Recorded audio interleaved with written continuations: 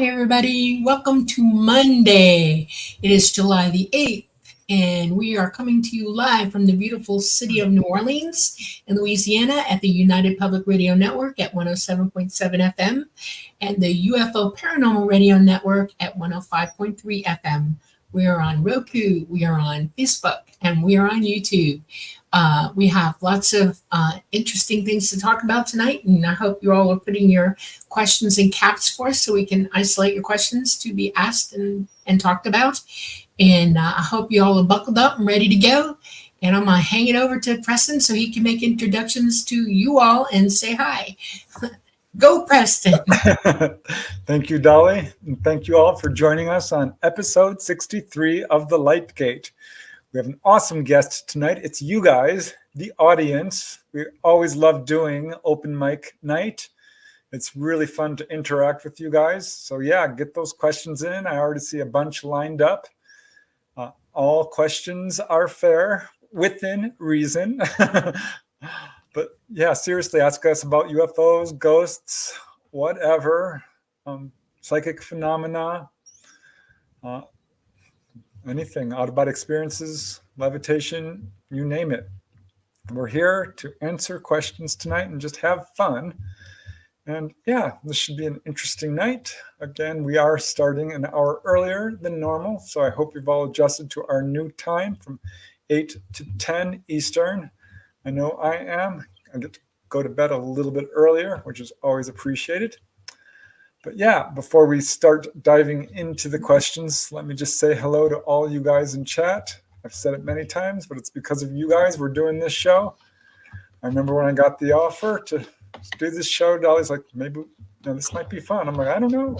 This is going to be a lot of work. But we talked it over and decided it would be fun. And I'm really glad I did decide to do it with Dolly. I was on the condition that she do it with me. And we're definitely having fun. So yeah, thank you all for joining us. And let me just say hello to all of y'all, because it's so awesome to see these familiar faces every Monday, week in and week out. So huge thank you to Scarlet Fire. You're the first in. And Michael Kennedy, hello, always bringing the popcorn. Thank you, Michael. Hi, Kylie. And Sandra, so glad you could make it. Sandra cool. Is in one of your books, y'all. Sandra is a real contactee, for real. And who else we got here? Dave Jenkins, hello. Thank you for joining us. Oh, I'm going to star that question from Michael. I didn't see it. Nice. Yeah, I see it. Oh, yeah. And namaste of infinite generosity. Thank you so much. Your kindness and generosity and goodwill is truly appreciated. I know I say it every week, but here you are delivering every week. So thank you, thank you, thank you. I just adore you. So thank you so much.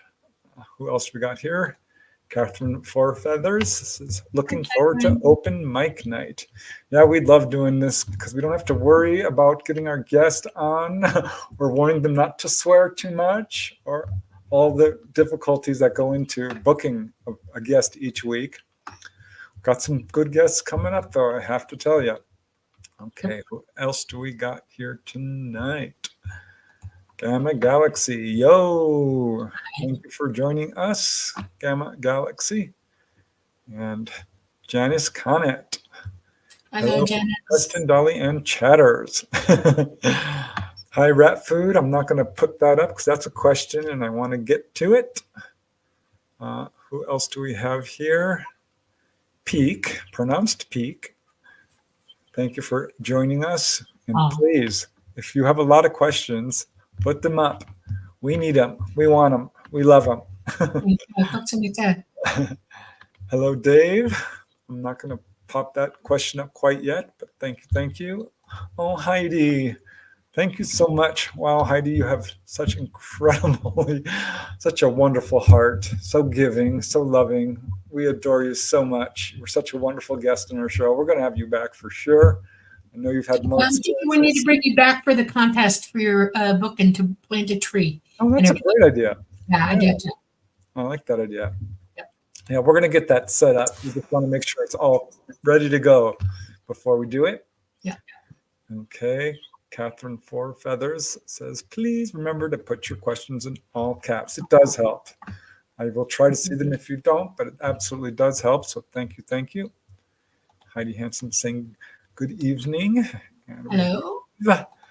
Arthur, all the way from Northeast Washington. Very cool. I love it. Place.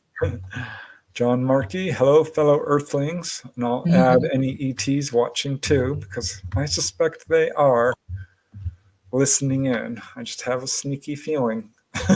So hello to all the Earthlings and all the extra Earthlings. Okay, Fun Talks TV. Hello. High Mountain Dan. Oh my gosh, we are getting lots of questions. Very cool.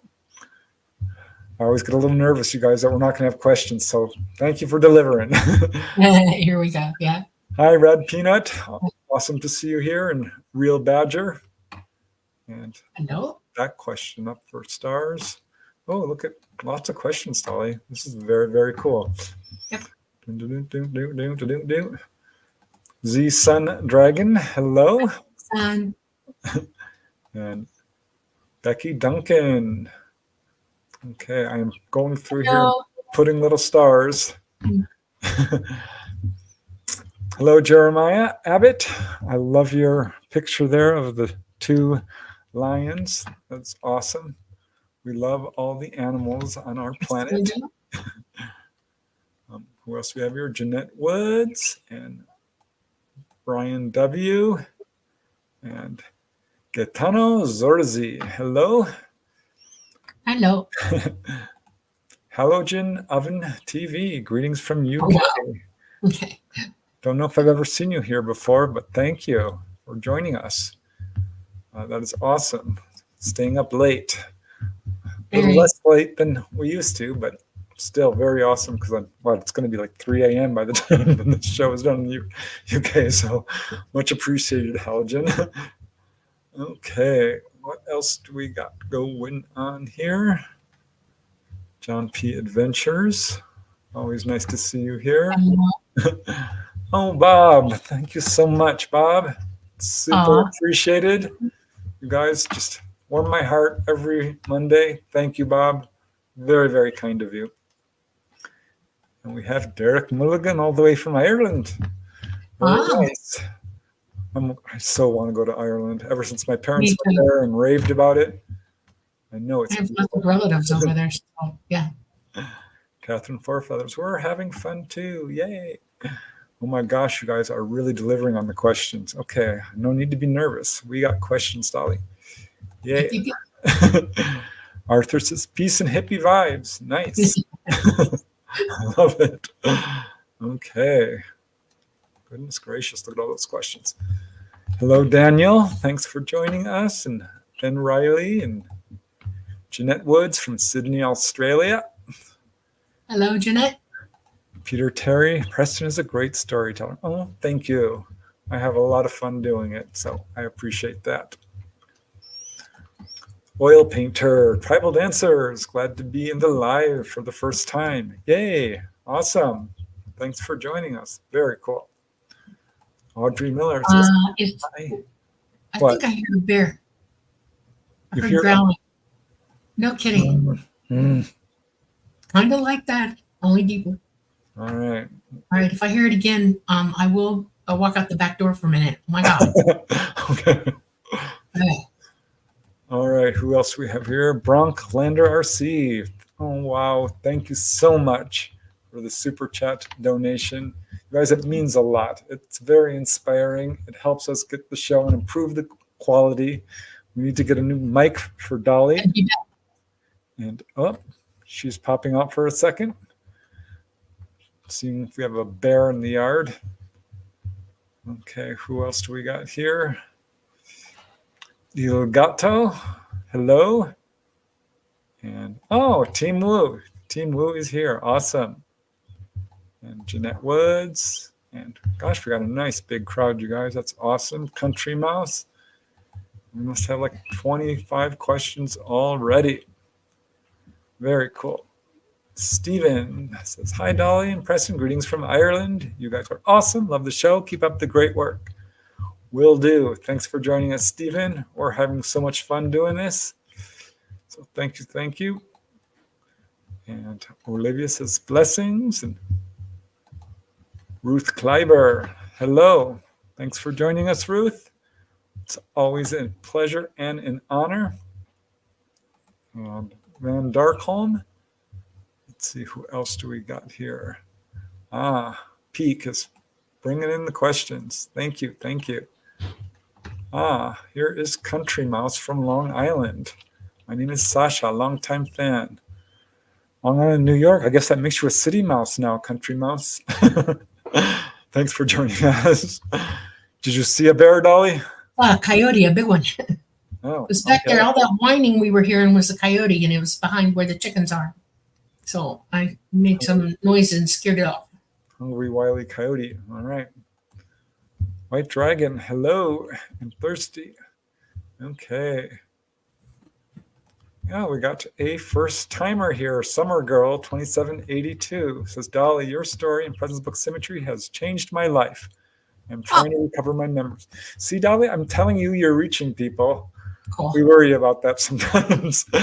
Sometimes it feels like we're beating our heads against a brick wall trying to get the truth out there. But nope. It's awesome that we are actually having an effect. So very, very cool.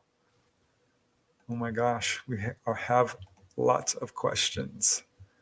So I am super excited. I better get started. Let me just pop up a few more, or we will not be able to answer all these questions. This is Jojo Lafrite.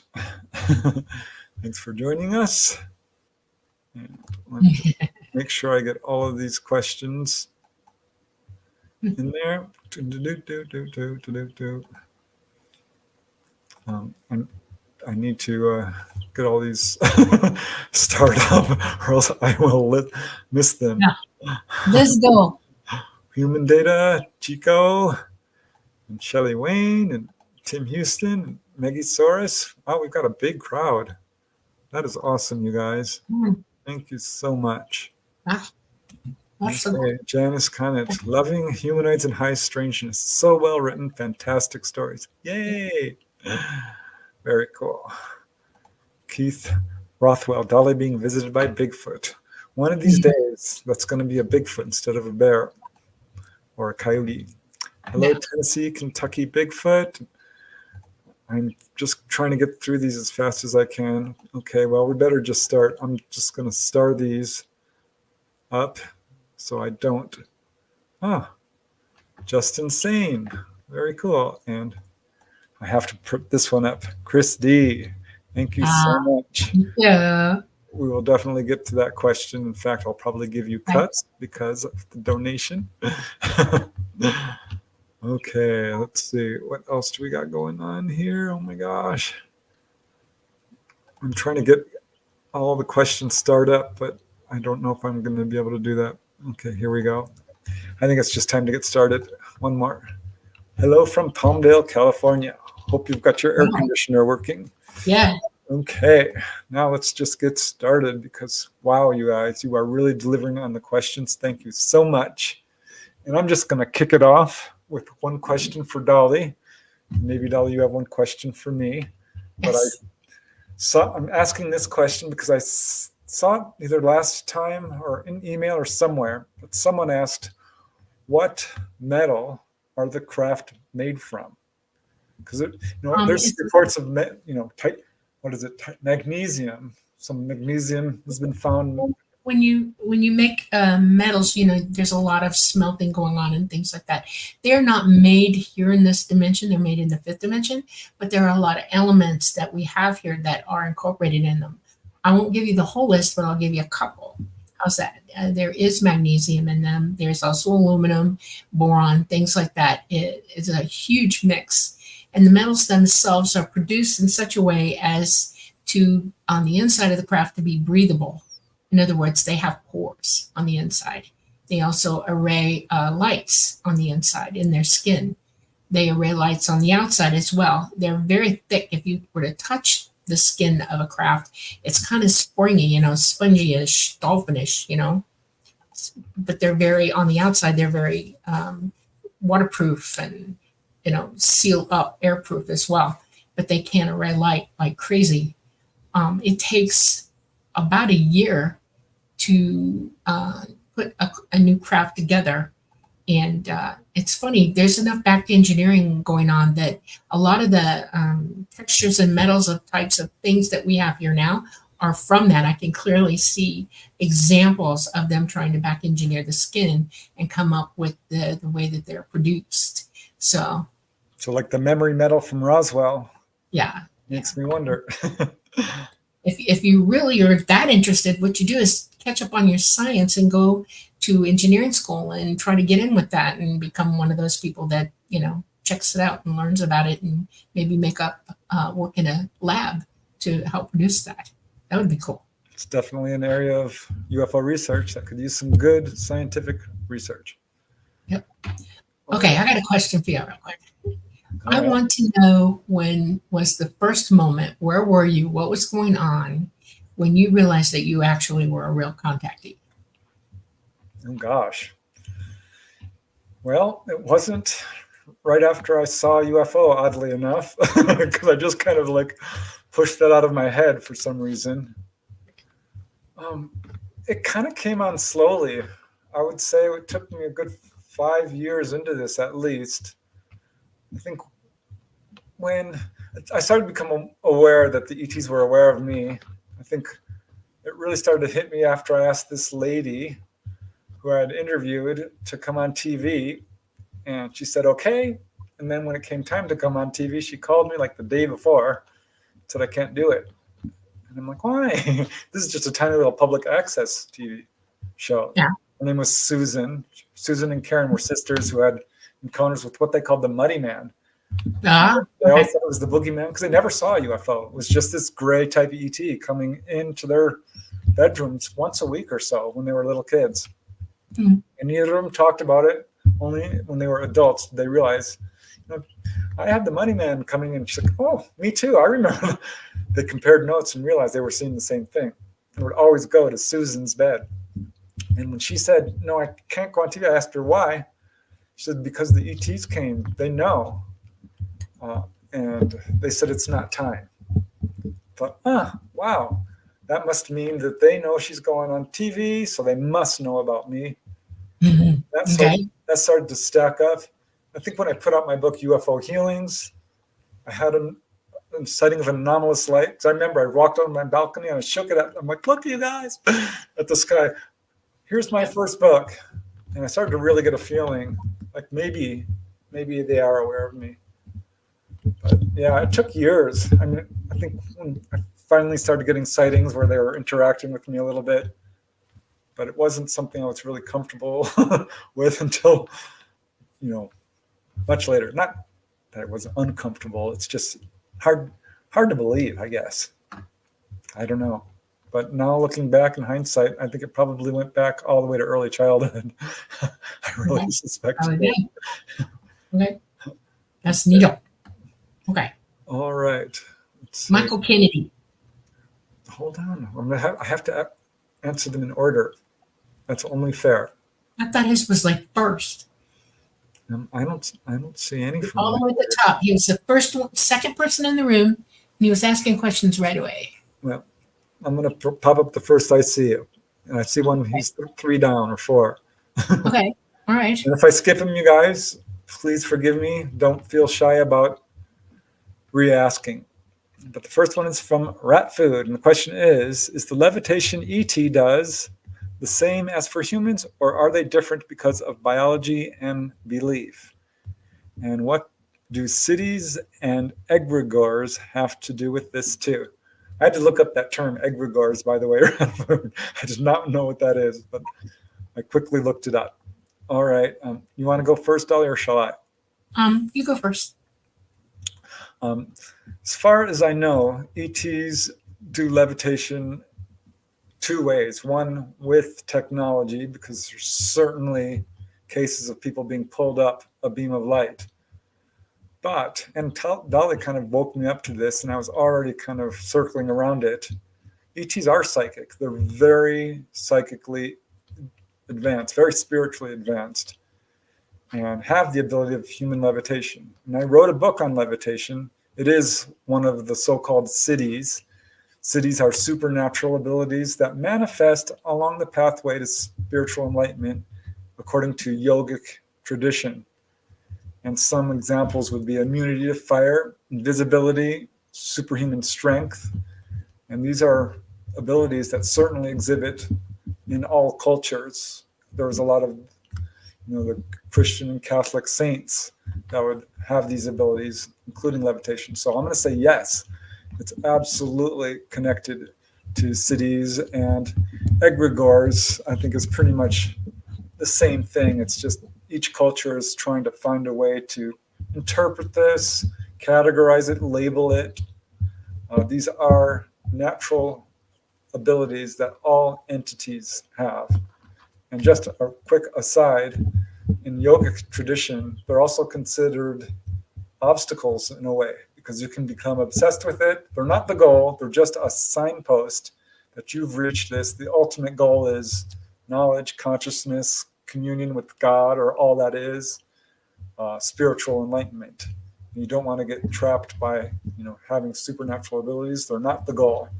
But yeah, this is something we can do, and the ETs can do psychically.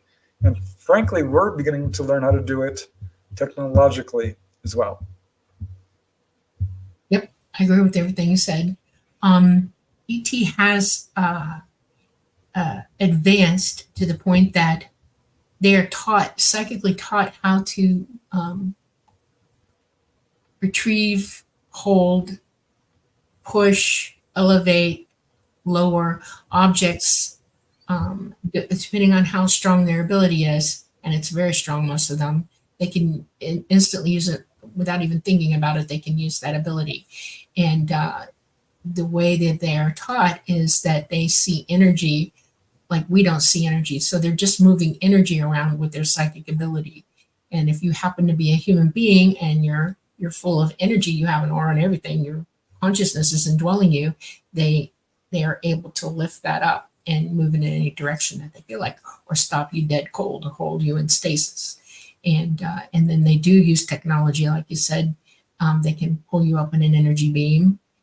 It's called, they call it an energy ribbon, and it's electromagnetic and it's interdimensional at the same time. And they can pull you up that way. They move huge objects with, there's a ball that we fly with. It's a little ball like this. It's electromagnetic, and it's magnetic, very magnetic, and it anti-gravs as well. And it's a dimensional ball, and it swells up when you activate it. And the interdimensionalness of it can bring objects off the ground that are immense, huge even, and they can hold it with that energy of that ball. The person operating it has to be psychic enough to know how to use it. And so that's one of the ways, you see things that are built on this planet, and you go, who did that? Because you didn't do it. Whoever was living there at the time, and that's what they're doing. They're moving it. The little purse and the hieroglyphs, that ball is in that purse. And you see them directing it at things. That's because they're pointing to the fact that that ball in there is what they use to move very, very large objects. Yeah, that's all over Facebook. What's in the purse? What's in the purse? That's right. So there's the answer to that question. Yep. You can look that up on the Egyptian hieroglyphs. Okay, moving along. Next question in line is from Dave Collins. He's asking, who do you perceive these ETs to be? Gold skin, looks similar to Gray's, wears blue suit with gold belt, loving and graceful. I can't say that I can recall a specific description of an ET with those exact details, but I will say, taken separately, there are ETs of pretty much every skin color we have and more. And I have heard blue jumpsuits. Gold belt, probably could find one. I might have to dig. Loving and graceful, many people do describe ETs with this incredible grace and love. If you'd like to provide more details, I might be able to look something up for you, but I can't say I've heard that specifically. What about you, Dolly? I've never seen a being like that, but it doesn't mean they don't exist. Okay. It's just, I am involved with who I'm involved with. And I know that there are plenty of other ethnicities of ET that I have not yet come across. So that could be very well, the golden colored skin. So. All right. Fun Talk says we need to go a tiny bit faster. We're 20 minutes in, 200 questions lined up. Okay. We're taking. All right. Let me see. The next one is from Peak. How has your friendship with each other, finding each other, affected your overall lives and well-being? You go first, Dolly. Well, when Talata told me to go and find Preston and look him up to do the book with me, I was dubious at first, and then I found his healings videotape from way back, and we started talking, and after about 2 or 3 years, and he's vetting me all the way through, I realized that we were talking about everything, not just my encounters and all of that, but what goes on in his life and what he's researching. And we had detente going on between us. And I realized that it was becoming a very, very good friendship and a source of somebody to talk to that I don't have the ability to talk to anybody here like I do Preston. And that has evolved into other things. And we realized that we had the same goals, and we wanted to help each other. And I've had a much easier life since I met him. I've been thwarted every which way you can think of me. When you have a government chasing you around all the time and doing things to you, it's a little downer. And Preston has been pretty much a help to me. He's been a protector, things like that. I mean, it's just been unbelievably cool, and it's progressed further than that. So we're cool. Yeah, well, I would pretty much echo that and say my friendship with Dolly has certainly been enriching and illuminating and fun and adventurous, and really ramped up my understanding of this whole phenomenon. I have to find a different word for it. The whole contact experience. And yeah, we're just having a lot more fun, I should say.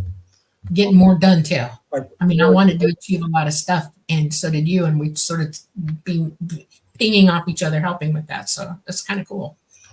Yeah, and we're just putting together Symmetry 2 now, and I'm loving that. We're just trying to find time to do more interviews, which is definitely difficult with so much going on. But yeah, it's been absolutely a wonderful experience, and I think we all have enough love to give to all of us, each other. So it's always awesome to bring in new friends. And Dolly's become I guess she'd be my very best friend. Actually, Dolly, it's what you said. I don't have anyone to talk to really in my own family who understands. Right. They just don't understand. But like, oh, that's nice, dear. Yeah. So, oh, that's nice. Well, let's talk about something else, okay? Yep. So that's been probably the biggest effect. Right. All right. Here is a question from Sandra. Hi, Sandra. Forgot to ask, does a ship stay cool when in flight? In flight? No. When they're flirting, they're not cool. It doesn't matter where you are, what you're doing. It is aggravatingly sometimes 78 to 80 degrees on craft. And it's because they do not like cold. Not at all. And they operate much better at between 79 and 80. That's why you sometimes only see them in very little, half the time nobody wears shoes on board either. We're grounding in there. Yeah, it's just warmer in there. And it could be that the emitters keep the air warmer that way. And it's just easier to let it stay that temperature. Things work better at that temperature in there. And so no, you don't get cool on a craft. Not really. Well, when the craft's flying through the air and it's a big plasma ball, does that heat up the inside at all? No. All the entities that are in that run the cooling coolant. They have like a type of a coolant that, they have veins in them and stuff like that. And it keeps us all cool in all the critical areas. And no, it doesn't overheat us at all. You also have to remember that we have two fields. We have an inner field and an outer field. And the plasma is surrounding the outer field, not the inner field. And when we're dimensional, it has no effect on us whatsoever, ever, because we're out of it. It follows us around, but it's not on us. So. All right. I'm going to give Chris D cuts in line with his question because of the super chat gives you cuts. And his question is your take on Dr. Mike Masters' report on his encounter with, quote, them on Jesse Michaels' show. I have not seen that. So do you know of any other experiences like his? He believes the beings are future us in thousands of years. I don't have any good reporting on that. I looked it up because that is one of the theories. It's ETs, it's an interdimensional intelligence, it's demonic, they're angels, they're blah, blah. And one is they're time travelers, us from the future. And I scoured the literature looking for that. And I found a few cases that, I don't know. Not enough to say that they are us from the future. Correct. So Nope. I'll give a no on that. Is that your answer too? So, nope. All right.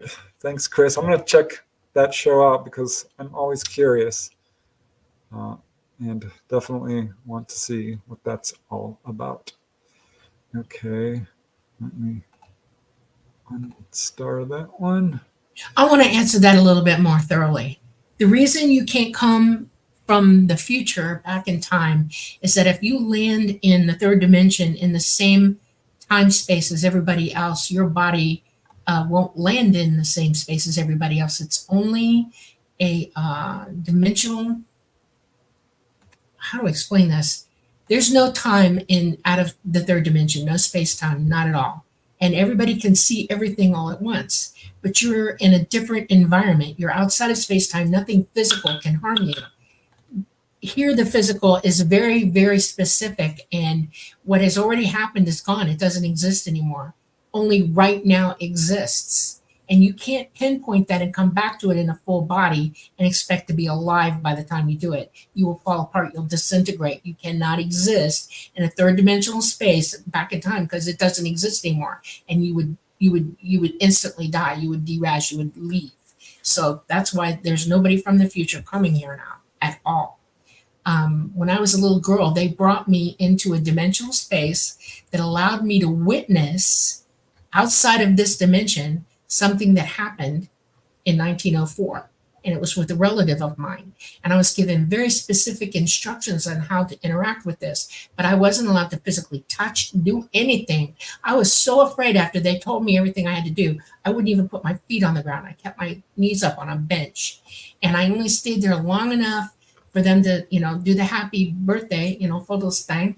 And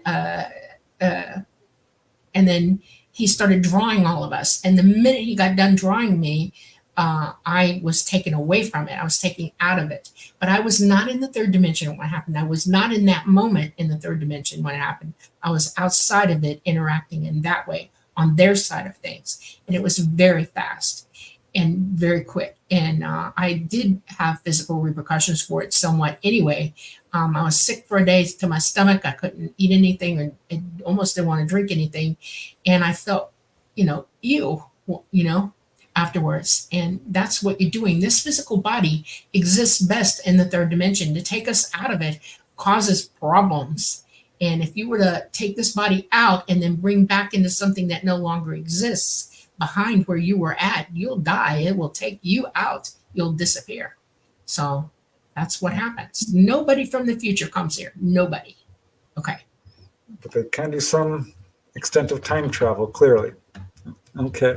Yeah. Here's another guy getting cuts in line. Sorry, guys.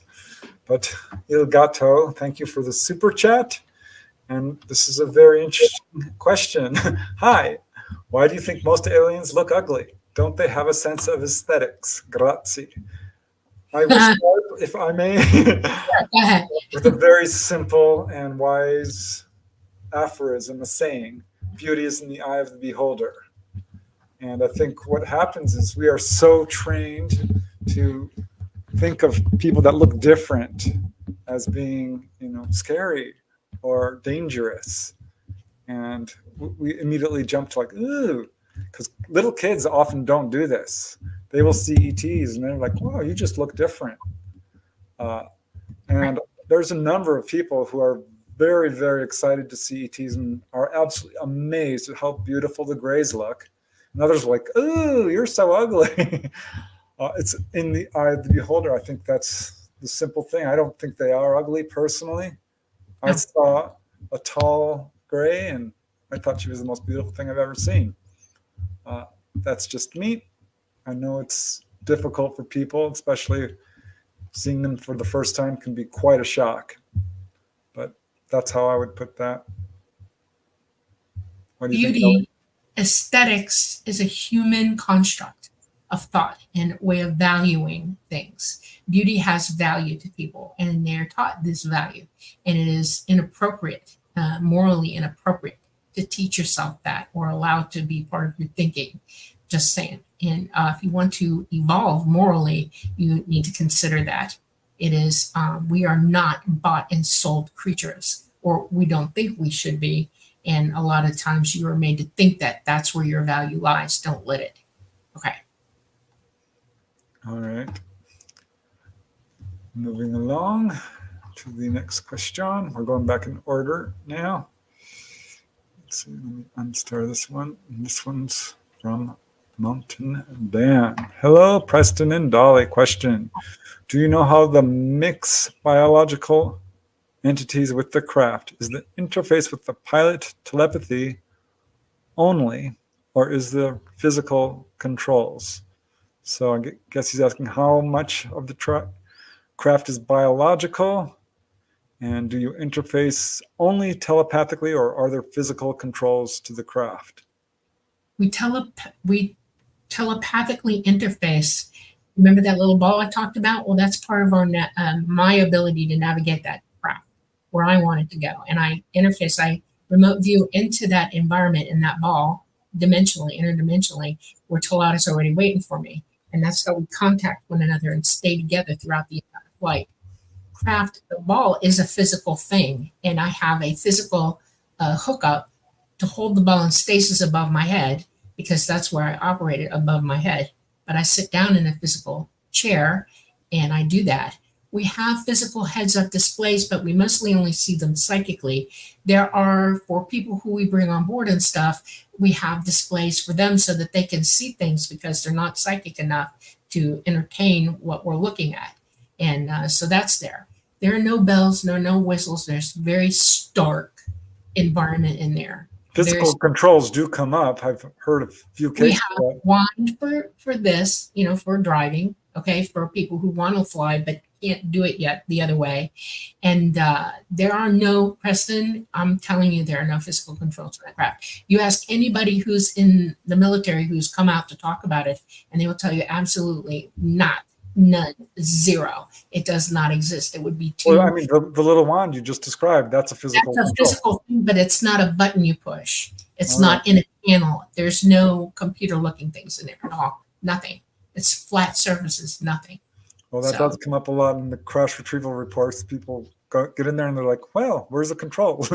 There's nothing in here. How do they fly this thing? That's right. Michael Schratt will tell you point blank. He's the one that studied most of it, more than anybody around here. And he and I talked about this, and he said, there is nothing in there. And I said, that's right. It's all, the entities in control of the craft, physically in control of the craft. And I fly with him, and he gives me a modicum of ability to direct the craft and do what I want to do with it when I'm flying. Okay.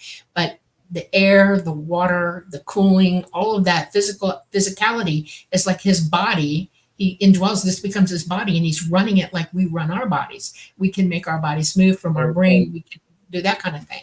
That craft is a physically indwelled physical entity with Talata on board, or anybody who's indwelling the craft. And they all operate that way, all of them. So okay. I'm going to pop up Il Gato because he had a response. This is the guy who asked, are they ugly? They even smell bad. There are reports of this. Some people are like, Yeah. "Oh my gosh, it smells And they like can be real sulfur." earthy. Yeah, we're all trained to only love certain smells. This is too bad because humans have natural good smells that you think are gross and they're really not. You know, the only thing I don't like is methane and sulfur. And but The other than sulfur that, comes most up things in a like lot of that, these those cases. are good earthy smells. You know, All right. but we're taught to be perfect and have only precious smells, and it's kind of wrong. Here it smells just like they do. Okay, all right. Okay, well, moving up. Let me unstart this one. Okay, this is about cattle mutilations. Just warning you. This is from Dave Collins. Question: in cattle mutilations, why are those body parts removed? I'll start, if I may, Dolly, because I looked into cattle mutilations when I wrote UFOs over New Mexico first, and then I followed up with UFOs over Colorado. And those are the two hardest hit states with cattle mutes. And I didn't really want to research that, but I felt it was important to because this does seem to be related, and I'm going to underline that seem because after reading all the research of leading researchers in this area, not all of them, but certainly some of them like Dave Valdez ultimately said, no, it's not ET's doing this. It is government. That's what Larry Fawcett said. There's a few others who've said that, not all. Got to remember, we did have technology that's not publicly released. We did have reverse engineered craft. Our government does have a campaign to paint ETs in an evil light. As near as I can tell, our government is going to have to answer to this. When I say our government, I'm talking about the one percenters, the cabal, call them what you want. Shadow government. Yes. That's the worldwide shadow government. That's my assessment of what's going on here. Not to say that ETs don't bring animals on board, because there's lots of cases of that. But no, I don't think they're responsible for the vast majority of what we're seeing termed cattle mutes. I don't even like that word, mutilation. So you want to say anything more to that, Dolly? I will say that the American Medical Association, the Veterinary Association, the United States has rules about using animals. Okay. And when what they want falls outside of those rules and they're experimenting on things and they want what they want, they'll just go out and take it. And it's an opportune moment for them because they can blame it on ET and not take full responsibility for what they're doing. And they are experimenting with these animals and they're using their parts, and it's not fun for me to think about because it's grotesque in my mind that anybody would think that it's okay to do this, to mutilate or hurt or maim anything, any living thing like that. I don't even like to go there in my head. It's bad, and we humans here are doing this, not ET, not at all. Okay, moving along. Oh, I'll bring up one more thing. Where in the history, biblical or otherwise, are there cattle mutilations? Okay? We're the only idiots who thought we had to sacrifice anything, like sacrificing each other and sacrificing animals religiously and things like that. There have never been reports historically from any culture anywhere where animals were mutilated and they didn't know why. So think about that. It's only in recent history that this started. It's not good. Okay, go ahead. All right.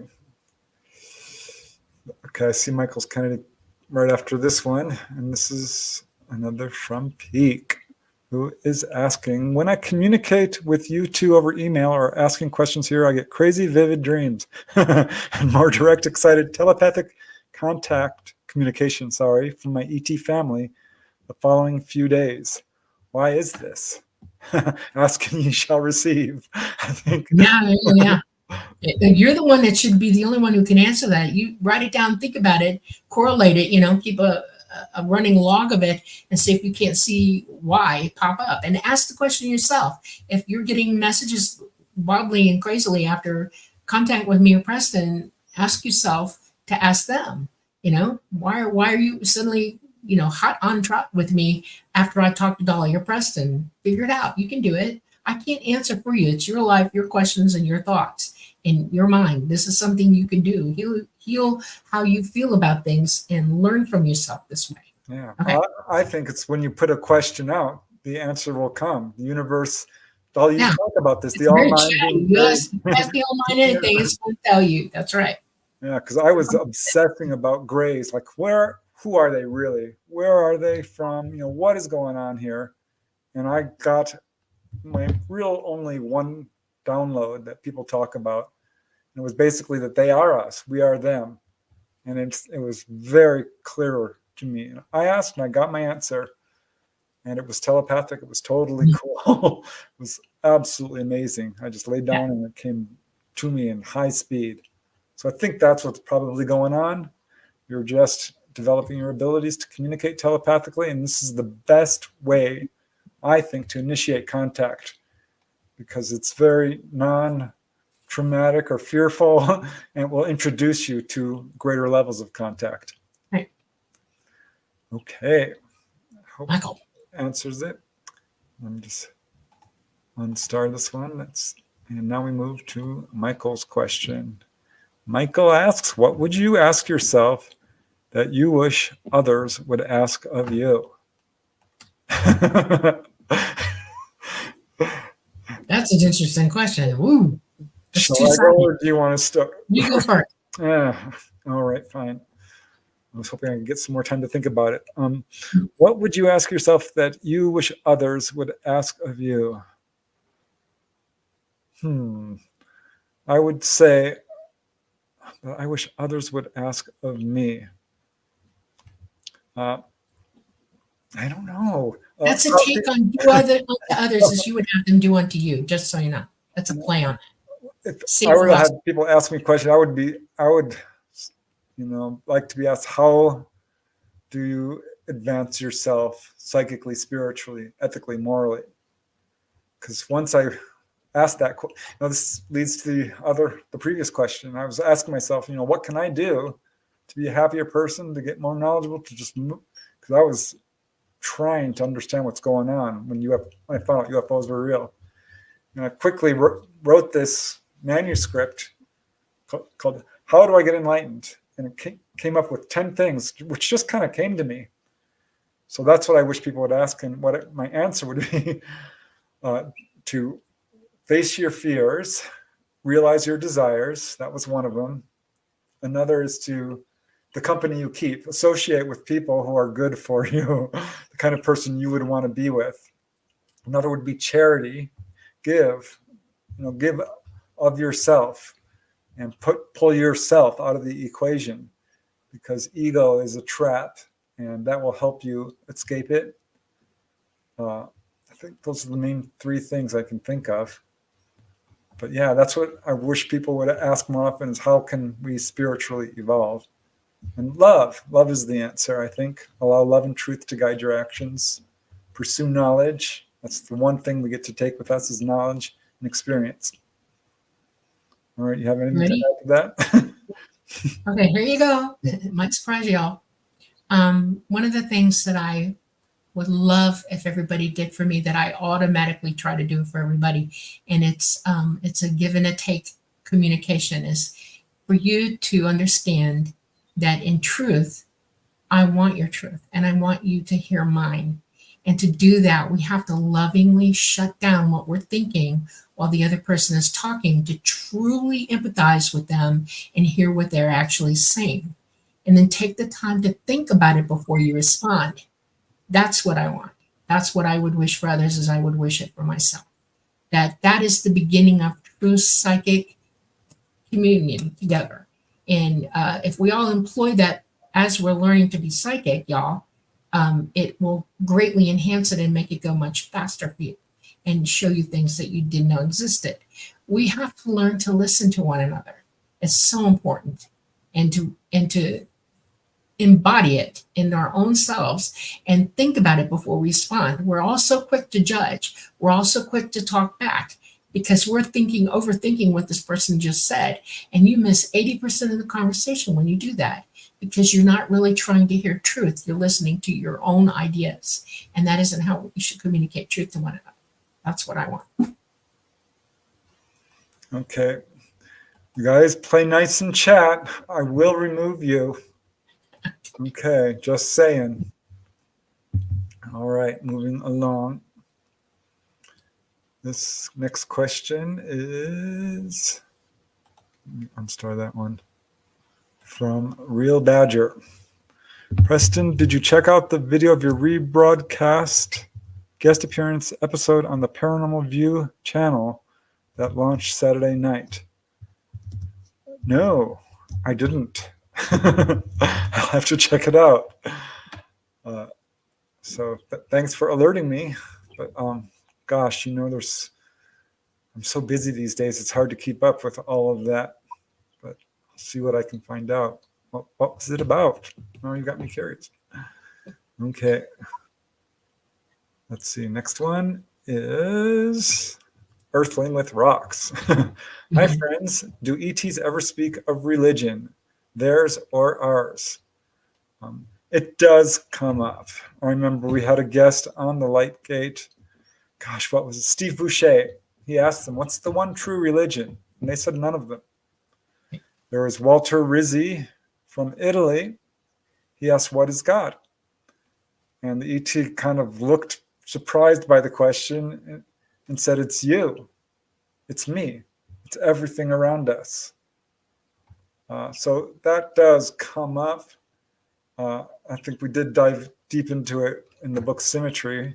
Dolly talked about that. If you want to give a recap. Basically, ETs have no religion. When I say they have morality and science, and they go together, and they've had billions of years to evolve this, that's what they have. They believe, they understand, I guess is the best way to put this. They know that there is an all mind and that we're all part of it and we're all encompassed together and we can communicate back and forth and that it's responsible for us as we are basically for its health as well. That's interesting concept. Okay, think about that. I studied religions when I was growing up at the behest of my father. He said, don't stick with one, just learn them all.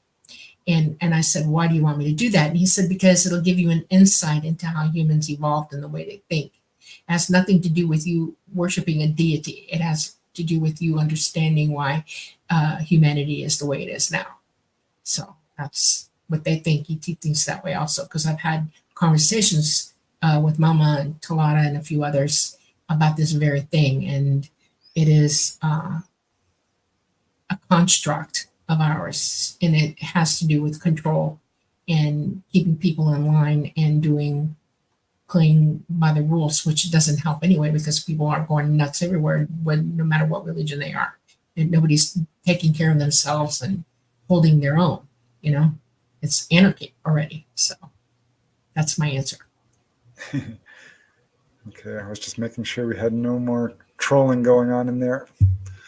Looks like we're good. Thanks, guys. Thanks for being kind to each other. It's much appreciated. We're just here to have fun. Okay, here is the next question. Peak is bringing it tonight.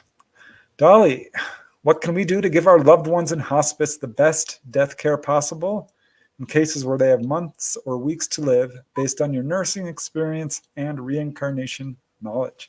That's a good one. Number one, celebrate the journey that they're going on. Make sure that they understand that you're with them all the way. In other words, treat them as you would treat yourself in this situation. Treat them as if it's not death. They're just going through a phase and they're going to go to the other side. And it's a family affair. If you all want to show up and everybody want to take turns helping this person to reach the other side happily, as healthily or pain-free as you can, and make sure that they understand that they are loved and they're taking all your love with them, because that's really what it's all about. This is an excellent journey. It's like a new birthday is coming. Celebrate it. Enjoy the process. Learn from it. Yeah, I like that. Very cool. Okay. Start that. Gamma Galaxy. Preston, did you ever have an encounter? I sure did. I started out with anomalous lights, had quite a few of those. Then one little orb came down. I ended up having missing time. Started having a lot of UFO dreams. It's clear that some of these were more than just dreams. It ramped up over the years. I've had some with telepathic contact. I saw another question way there down the list here, so I may as well just jump to it now. because on my birthday in 2022, I had the best experience ever, which someday I'm going to write about, hopefully soon. But before I get to there, I do think I woke up once with a gray in my room. I can't say for sure because it was so quick. But I felt what I thought was a cat walking across my bed, and I don't have a cat back then. And opened my eyes, and I saw something dart out of the room super fast. Made my heart beat really fast because it scared me. I think that might have been something, but I hesitate to say because I didn't really get a good look.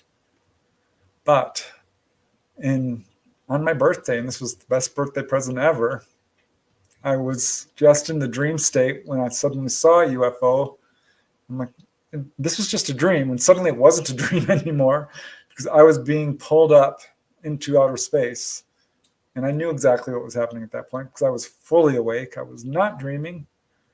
And I'm like, well, they're taking me and I'm not coming back. And I'm going to shorten this a little bit because there's some details I'm holding back.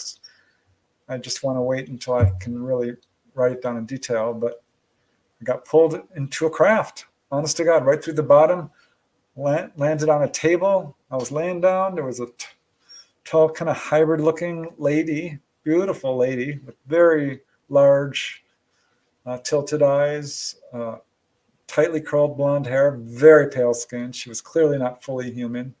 Little short guys around me, but I was looking at her because she was holding me down and saying, "Are you okay? Are you okay? Are you okay?" And I'm like, "I'm fine. I'm fine. I want to get up." And finally, I jumped up. They let me up. And I was in a big room, about 30, 50 feet wide, with a curved dome ceiling, windows all the way around, tilted at a 45-degree angle or so, a little railing. There was other people there, other ETs. I walked right up to this very tall, beautiful female Ray, which I found out is Dolly's main contact.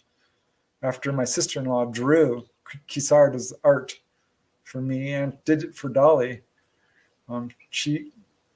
Dolly had Kisar draw Mama. I'm like, yep, that's absolutely her. And of course, Dolly revealed that as well later. So I got to meet Mama, and I ran up to her, walked very quickly right up to her. And she asked me, "So, is this what you thought it would be?" And I said, "No, it's much better." And it was. I was thrilled. It was entirely benevolent. It was the most awesome experience ever. More happened. It was overall pretty brief, 5 to 10 minutes. But yeah, very cool experience. They gave me a little green liquid to drink. What else? I tried to talk to some people there. I saw some really ET-looking folks. The ship dropped down to the earth, came back up. I mean, it was so cool. That's it in a nutshell. So yeah, and I've had more encounters. Gonna write a book. I promise. I was just waiting till I had my first fully conscious onboard encounter, and it happened. All right, moving along. Wait, first let me do a quick station ID before I forget. My gosh, I hope we can get to all these questions. Okay, I want to thank you all for watching The Light Gate. I think this is episode 63. I'm your host, Preston Dennett. My lovely co-host is Dolly Safran. We're doing a Q&A tonight. We're covering all kinds of questions. We're going to try to get to all of them, I promise. And if we don't, we're planning on doing another Q&A. We do them at least once every other month. We're trying to up that a little bit. And just want to let you know that we are streaming live on 105.3 at the UFO Paranormal Radio Network. That's 105.3 FM from the beautiful city of New Orleans, and 107.7 FM at the United Paranormal Radio Network, again from the beautiful city of New Orleans. And we are on Roku, we are on YouTube, we are on Facebook, and all our shows are archived. So if you missed the live, don't worry about it. You can find them in numerous places. Okay, now that that's done, let's get back to the comments because they are stacking up. Looks like we got about 75 questions, Dolly. Okay. Fun Talks TV. Will you guys ever do a live session with viewers? I'd love to have people talk with you and ask their questions. That would be fun. It would have to be a Zoom, and we have to set it up so that we can have at least 60 people in there, like a MUFON meeting. A telephone or something. Yeah. We'll figure it out. Yeah, we'll figure it out. I would like to do that. Maybe just send out StreamYard links and bring people on for a minute or two to share their experience. Maybe. Okay. We have to talk to our producer, though. I think she warned us about that. We have to. Yeah, we'll see what we can do. Fun Talks, because I like that idea. Okay. Bronklander RC. Question about astral travel. Can a few people use GPS coordinates, like with remote viewing, to arrange a meeting place in the astral realm? P.S. Love you and Dolly Show. So much love and info. First of all, thank you, Bronklander. Second, I'm going to say no to GPS because I don't think technology is going to be particularly helpful in finding people. You just do it psychically, because once you talk to a person, once you know them in any way, you can hone in on them psychically. You just basically give the command. You can have astral meetings, but you both have to be at that, ability to be able to do it. Because I've tried with so many people. I did it with Kisara, Christine Kisara, my sister-in-law. She remembered it as a dream, but we did do it, and I did it successfully with Dolly, and we've done it quite a few times since then.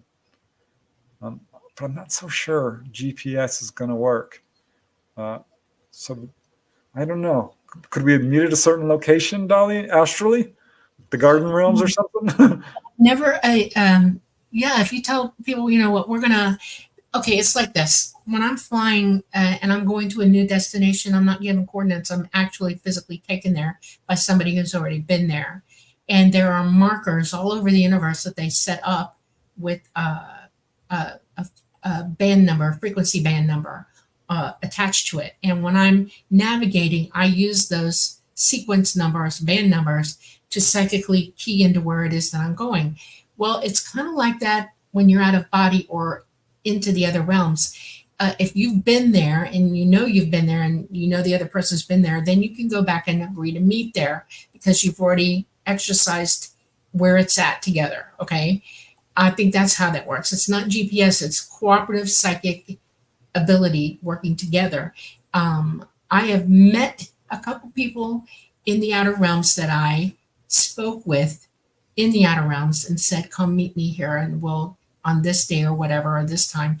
And it's actually worked a couple times. One was at the Healing Temple and one was actually at the Akashic Records Library. But it was somebody who already knew where they were. So one of the things about being able to astral project, or, OBE out of body, is that you need to take every opportunity to learn where everything is. Teach yourself all of it. It takes years, trust me, to know where all this stuff is. I mean, I've spent my lifetime doing it, and I still don't know where everything is, unless maybe when I pass away from this body and go back to the other side, I'll know. But I'm having to learn it piecemeal, just like everybody else. So GPS isn't going to help you because you can't program a GPS unless the GPS programmer knows where it's at. See what I'm saying? So somebody got to know where it is. And I don't think that technology goes over into the other side, OBE, at all. I think that this is a third dimensional frequency that only occurs here. And it's very technical and it's really out of your hands. Somebody else is doing it for you. You're not doing it for yourself. And the idea is to learn to do it for yourself. That's what ET wants us to do. I hope that's clear. Woo Riders Dig. I put my question in Dolly's chat room. Will those get answered also? Probably best to put it in YouTube because I we're talking to you all in YouTube right now. The light gate, I don't live to the light gate when I'm in with Preston on his YouTube. We're transmitting from here. So with our two stations. So what'd you write there? I mean, I go back and look after the show and see what y'all say. Probably best to do it here on YouTube. Yeah. Okay, we're going to try and get through all of these because, goodness, there's a lot. Il Gato, he gets cuts. Thanks for the super chat. What about flat Earth or the firmament? Could it be that so-called ETs are from other dimensions rather than planets? I personally don't think the evidence shows that. I think they're people like us who are interdimensional, just like we are.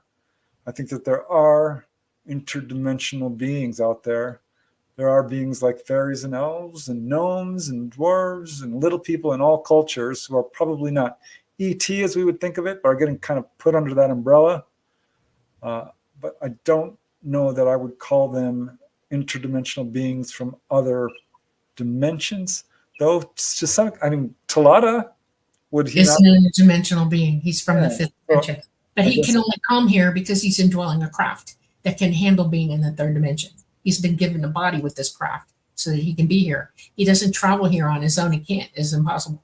He can't break through that to come here. So there are interdimensional beings here. Most of them are fifth dimensional, but beings that you see with the body and everything, and you know they can breathe the air or they're from another planet, they are in the third dimension with you. They can travel interdimensionally, but they're not from another dimension. How's that? I know of 3 interdimensional beings. Talata's one of, his beings, where they're from, are one. Light beings are interdimensional beings, and they're from the 4th and the 5th. They look like angels. Okay. And then there's another one that is literally amazing to me. I don't know how many people have perceived them. I've only seen them twice in my lifetime, was able to understand what I was looking at. And these are beings of light, pure light. They go beyond angel looking. They're absolutely pure light. And you feel them psychically more than you see them, but you have psychic sight as well. And I was able to perceive them as they are. And they can show up as anything to you at that point. They can help you understand that they're there by giving you a vision of them. And they are way above Talata. They're like in the 8th and the 9th dimension, these beings. And they are super duper evolved. And I don't know, I was very young when I saw them first time. And I asked the question, why are they here? What's going on? And basically, they were looking at the situation that I was in. I was being watched. And I asked why. And they said, because you're developing and they're interested to know how you're doing. And then I realized, well, do they do this to everybody? And pretty much, yeah, they know who we all are, just like ET does. So think about that one. That's a biggie. Okay. Louise, I don't see your question. I'm getting through it. Please re-ask it. Yeah. I mean, it might be here in this list, but I'm honestly not seeing it. Okay. Next, we've got to go through these quick, Dolly. Okay. Mountain Dan. Question. Do you know how they mix biological entities with the UFO craft? Oh, we already answered this one, didn't we? Yeah, they indwell. Yeah, like when you're conceived in your mother's womb, they indwell like that. They go into the craft as if they're being ready to be born. It's a weird process, but they do it, and they actually become the craft. They're the consciousness of the craft, and it's a biological entity, and it's on its own. It's created though by fifth dimensional beings to do that. Okay. Okay, Ancient Mysteries Art. Hey, y'all, Preston and Dolly, have ETs ever mentioned advice about what type of diet we should be eating? Yes. They told Jim Sparks you're eating far too much meat. It's messing up your digestive system. They told Beth Collings or Anna Jamerson you're eating too much fatty foods. It's not good for you. They've told another lady who is having problems with her kidneys. They cured them. And then they showed her liver, and they said, you need to stop drinking Diet Coke, and showed her all these black spots on her liver. They do occasionally give dietary advice if it's helpful. They told one guy to stop smoking. And this sort of thing does come up. It's not super common. What do you think, Dolly? Have they ever told you what they don't like how we process meat in our planet. They think that we're harming ourselves by the way that the animals are raised and then butchered and processed after that, and it's poisonous, toxic to us. And they used to just want us to all eat fish all the time, but we've even gummed that up. So we just have to be careful what we put in our mouths. In other words, they're asking us to detoxify. they're asking us to pay attention to what we put in our mouth. If you're going to eat beef that hasn't been inoculated and, hormoned up and fed things that it shouldn't have in its mouth. Okay. And then butchering an animal is a process, and it has to be humane. And if that isn't good enough, just worry about what you eat, everything else you eat too. I mean, everything is sprayed, plasticized. It's frightening. Our food supply is not okay. If you can grow your own vegetables that aren't HMO'd at home, do that.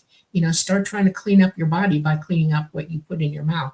That's the best diet you can go on. And yeah, fat is really bad for people. There's certain kinds of fats you should eat, and there's a lot of fats that you shouldn't eat. And they know that, and they've talked about it. Yep. All right. Okay.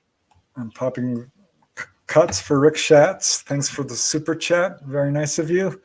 You probably aren't aware of this, Dolly. Maybe you are. There's a woodcut that's from 1561. Rick is asking, what was the Nuremberg alien aerial event on April 14, 1561? Did any entities ever discuss what really happened there? There's a woodcut that shows, I think it's like 100 craft in the sky of different shapes. One's crashing. They're all filling the sky. It's daylight because there's a sun there. There's two of them, one from Basel, Switzerland, and one from Nuremberg. Very close to each other. I think it was pretty much the same year even. Massive wave. I don't know if that would be a good question. I'd be very curious what Talata says about that. I think that was a display, honestly, which they do. They've done that here. Right. But we can only speculate. But that's a great question. We also have to wonder what those people were thinking from their perspective, and what they carved or would cut is from that perspective, People were pretty violent back then. People warred with each other all the time. There was all kinds of insane things going on. And so they were overlaying what they were drawing or cutting out for y'all to see from that perspective. So, okay. All right. Moving along. Okay. Let's see here. The next one is from Brian Morgan. Is it true that when we die, that if we've learned what we need to move on rather than be born here again? Yeah, I think there is some truth.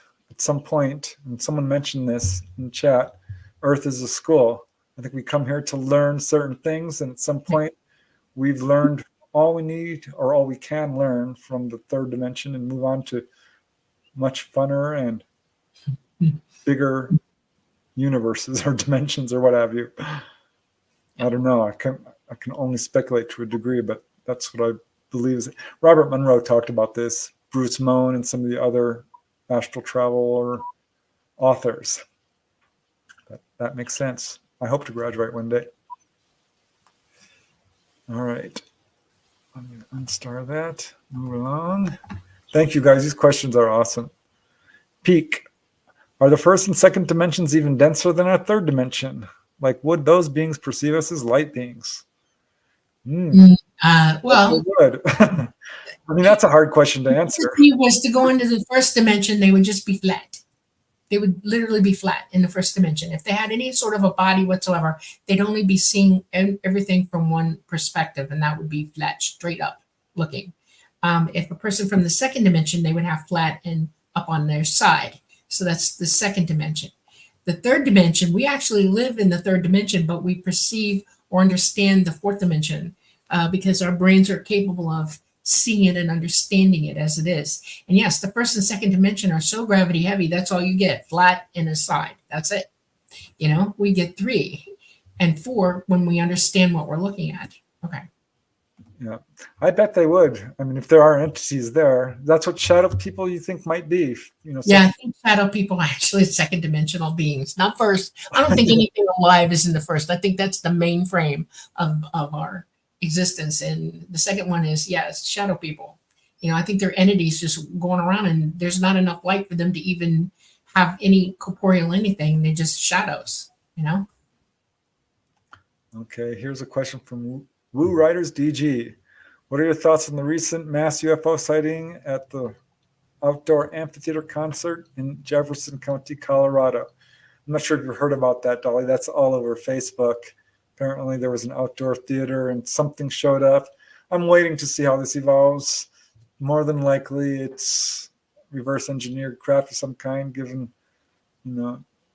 that ET's out You here. gotta also remember there's 7D graphics and they can throw them up in the air as well as on the ground. So you got to be careful what you're looking at. Yeah. And it's not ET, not. Okay. Yeah. I'm curious to see, because I think some people are now beginning to talk who were there. Okay. Peak, you got your questions in early. See, this is what the benefit of getting your questions in early. Okay, how does dematerialization work? One time you said that even Talata couldn't dematerialize an apple and bring it back to normal, but ETs seem to dematerialize walls and ceilings a lot and bring them back. I'm not sure that dematerialize is the word. I think they're aligning. It's not what's going on, not at all. Quickly though, Dolly, because we got a lot. Such thing as dematerialization, you would destroy whatever it is you're trying to do that with. They become interdimensional and they can go through anything at that point. If you're outside of this dimension and you're in another dimension, you can literally go through anything like a ghost. You become ghost-like, and that's a light. It's the way they bend light and can move through it interdimensionally. Yeah, so solid matter is really just energetic. All light. We're all light. You just can't see that in us because we're so densely packed together. You can't see that you're molecules of light, protons of light. And that's why people can see auras. It's just the shining of your light, who you are, and what's making your makeup. So that's what that is. Okay. I did have to kick one of you out. So sorry. But, we've got to play nice. They can't hear you talking about it, so it's all right. All right. Frag G. Hi, smiley face Dolly. You once mentioned Faraday cages. Could you elaborate, please? You can look this up online, what a Faraday cage is. Right. I'll just mention briefly, Dolly. Yeah, I'm in a Faraday environment when I'm on board, because if I wasn't, I would be zapped to the point of extinction. Okay, it would burn me to nothing. I have pads under my feet, and I have a field that goes around me. It's a Faraday field, and it keeps me from being electrocuted. Electrocuted means that you're dead after this. You no longer exist. It stops your life. And I can't handle that, and neither can anybody else. So we have a Faraday environment over our heads up on the place of movement, okay? And when the ball is up above my head, that's when the Faraday mostly is at its strongest point, because I have to be inside that field to be protected, because I'll be electrocuted pretty bad. And that's what I mean. Faradaying is, we can do it on Earth. You have cloth that you put silver in, people used to walk around with tinfoil hats. They were Faradaying their brains. You don't realize that, but they instinctively somehow knew to protect their brain from CMEs and, directed energy from sources that they didn't want to have come at them. So I have a Faraday blanket at home. I have a Faraday hat. We're moving along. We got a lot of questions, though. Peak. What are romantic relationships between ETs like? Are they monogamous, polyamorous, or something else? Do they have sex for love and fun like we do, or just for reproduction? Do they go on dates? I know there are relationships, because this turns up in there are relationships, but they're very, very, very, very morally mature, and they don't hook up unless they're either going to create life or they want to spend their lives together. There is no such thing as marriage and divorce among them. They don't have things like that. They hook up, and it takes a long time for them to choose that. Just so you know, they get to know the other very, very, very well, and see if they're going to work together well, because all relationships for ET are working relationships as well as for love. So okay. Thank you, Lunar Dove. Very nice of you. Okay, then Darkholm is asking, I understand meditation and intent is the key to making contact with ET. Do you have any other tips to make contact? Learn to be psychic. Use your abilities. Wake it up.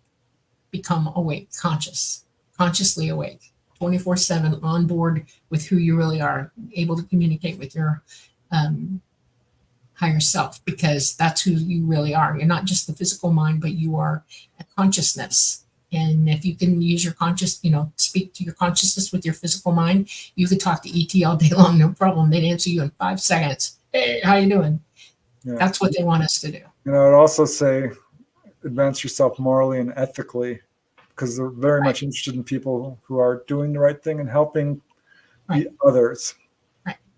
Heal yourself. Heal all the issues that you have, period. Okay? You can do it. Okay, I like this one. Do we know if ETs have birthdays? Well, they have birthdays. Do they celebrate them? They have birthdays, right? I mean, we all have birthdays. They remember them, but they don't. It's not like a big deal. It's like, hey, okay, I was born today. Okay. No gifts? Oh. No.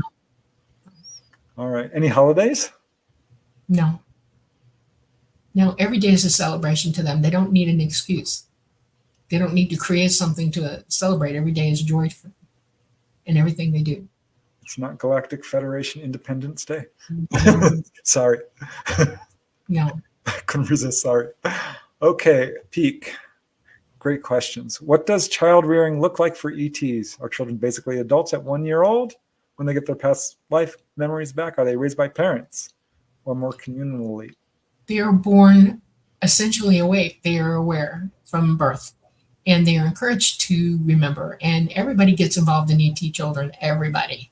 Okay, it's not just mom and dad, it's everybody. When you say it takes a village to raise a child, that's true. That is the motto of ETs.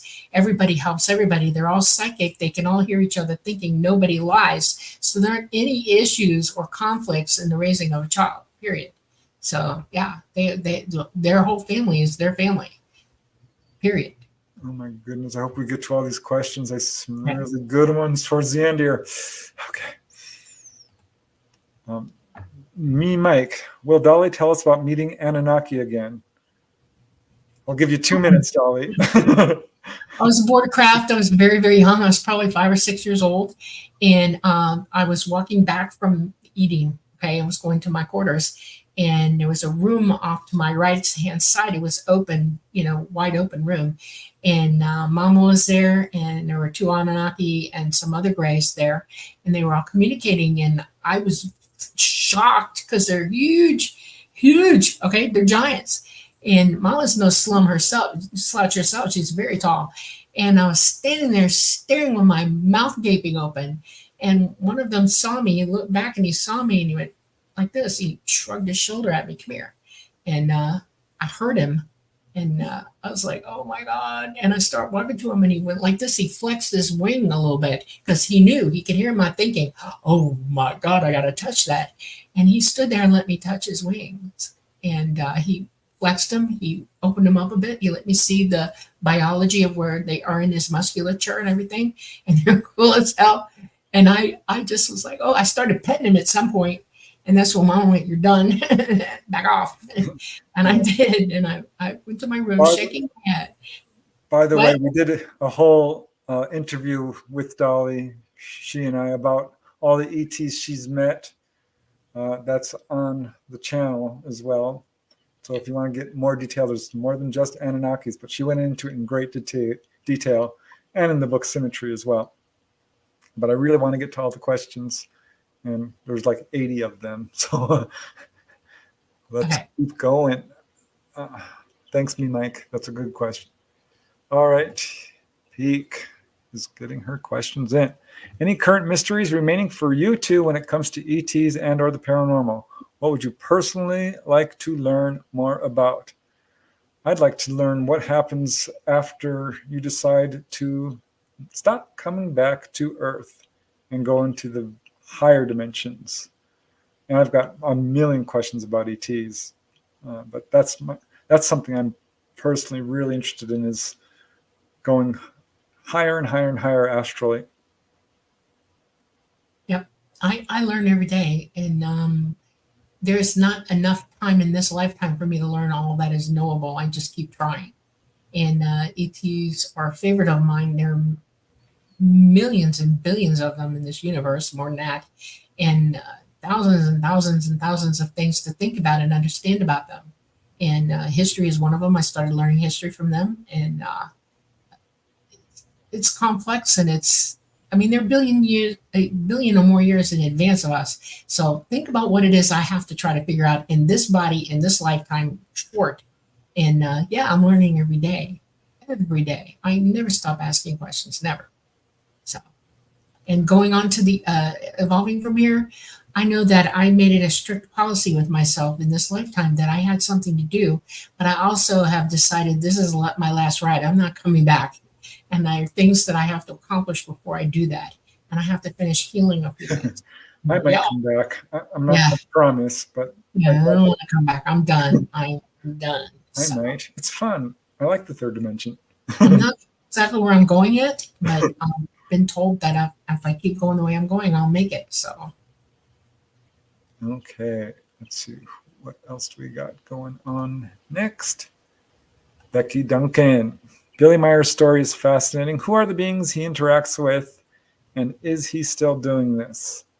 I've got all the books on Billy Meyer. His case is controversial. I think there's absolutely genuine contact going on there, but there's absolutely some faking going on. It's a little bit of a mess. I can't tell you. He called them Pleiadians, then he said, no, they're actually called Pleiadians. I call them human looking. I don't know. I'd love to talk to Billy Meyer personally, but I do find his case interesting. I wish I could tell you. You have any insight on Billy Meyer, Dolly? no, I don't know him. I've never thought about him or knew about him until I came out and I started hearing about people and things. And I can't talk about somebody I don't know. So the only thing I could say is if you're of a mind to make contact with me, I'd love to talk to you. Otherwise, I don't know what to say. You know, it's his life and his voice, and y'all have to work on that yourselves. You know, make up your mind, do your own research, that kind of thing. Yeah. Peak says, feel free to skip any other questions from me. Thank you, Peak. But you got him first, so you know it's only fair. Okay. Janice Conant, so sweet. Would anyone like to read Heidi Hansen's 3 books? I have finished them and would like to pass them on. Ooh. Do read them. You know, check them out. They're not that expensive. It would really help Heidi too. I've got some copies. She's amazing. I really adore her. Her books are so honest and so sincere and super fascinating because it covers such a wide gamut of experiences. Ghosts and premonitions and ET contact and all kinds of really cool stuff.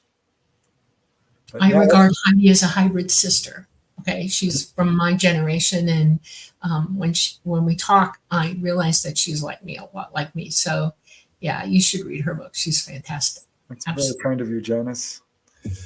Okay, question from White Dragon. Preston. Oh, I've been called worse. Preston, do you know if you have ET hybrid children anywhere?